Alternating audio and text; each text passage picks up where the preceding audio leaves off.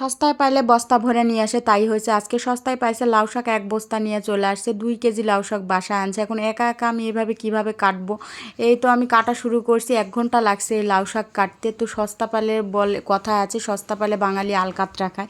যাই হোক, আমি লাউ শাকটা কেটে সুন্দর মতো ধুয়ে মানে প্রসেসিং করে রেখে দিয়েছি। লাউ শাক রান্না করবো, আর আজকে লাউ দিয়ে মাছই রান্না করবো। আজকে শুধু লাউময়, কারণ লাউ আমার ভীষণ পছন্দ। অনেক দিন পর লাউ শাকটা পাওয়া গেছে। লাউ শাকটা পাওয়া যায় না, মানে প্রতিদিন পাওয়া যায় না আমাদের এখানের বাজারে, তো পাওয়া গেলেও ভালো পাওয়া যায় না। আজকে অনেক সুন্দর লাউ শাক পাইছে, যেটাই হোক বেশি আনছে, সমস্যা নেই। তারপরে মাছটা ভেজে রেখে দিলাম। তারপরে এখানে আমি মাছটা রান্না করব লাউ দিয়ে।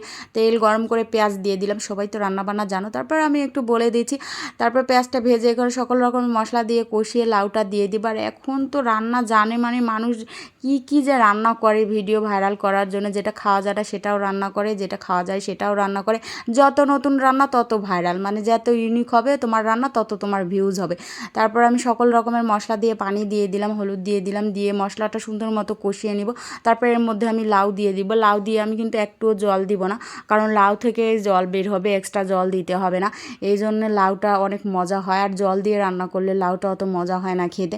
আমি যখন লাউ ঘাটি রান্না করি মাছ দিয়ে, তখন একটুও জল অ্যাড করি না। জল ছাড়া লাউ ঘাটি রান্না করলে যে কি পরিমাণ স্বাদ হয়, তোমরা কেউ কেউ যদি এইভাবে রান্না করো অবশ্যই আমাকে কমেন্টে বলবা। তারপরে আমি এখানে কিন্তু জল দিইনি, এই লাউ থেকে জল বের হয়েছে। এখন সুন্দর মতো কষে আমি শুধু ঝোলের জন্য জলটা দিয়ে দিব, যেহেতু আজকে মাছ দিয়ে আমি ঝোল রান্না করব।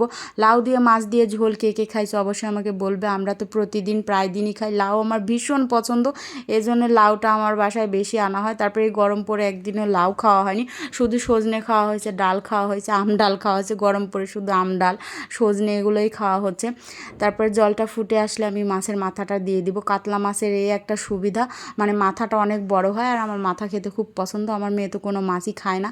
তারপরে লেজা, তারপরে মাছের পিসগুলো সবগুলো দিয়ে দিব, দিয়ে এটা এক সাইডে রেখে দিব, মানে আরেক চুলাতে দিয়ে দিব।